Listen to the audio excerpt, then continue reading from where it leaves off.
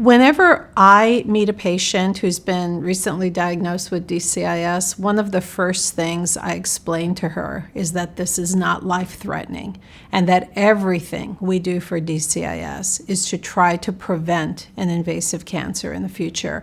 I think that's very, very important because most women are very aware of breast cancer and they're aware that women can die of breast cancer and how much it can affect their life. And I really emphasize that by finding the DCIS, they have found something that is super, super early where they can potentially intervene and prevent something from happening 5-10 years later. And there is such a sense of relief when they truly, at first they don't believe me sometimes, but when they truly understand that they're not going to die tomorrow or in a year or, and then we talk about different options. And a lot of times they're really surprised that I talk about the option of no radiation therapy because they kind of figure I came to see a radiation oncologist, that's what she's going to recommend. And when we talk about all the different options, sometimes they're surprised that they have choices. I explain to them that they could choose anything from mastectomy to just removing the DCIS.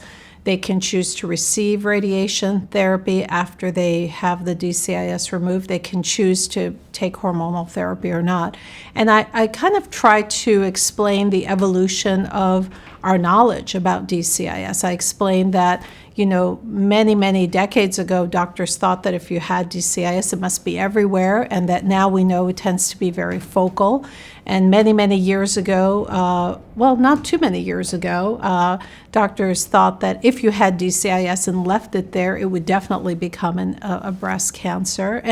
And I explained that for a long time, if a woman had excision of DCIS, she would pretty much always get radiation therapy because there was data showing that it could reduce the risk of recurrence. But we knew we were overtreating a lot of patients. We just didn't have a way to figure out who was who. And for many years, we used kind of the size of the DCIS, the margin status, the grade, the patient's age, the hormone receptor, whether or not there was necrosis, and tried to use that to help guide us. Maybe there's some patients that could avoid radiation therapy.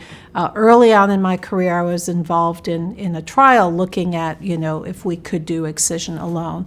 And then I explained to them how I really love that I have a tool now to help me. I tell them about the DecisionRT test and kind of its evolution, what it's based on. Most of the patients, when they hear about that, they're very interested in getting this information to help them make decisions about their own care.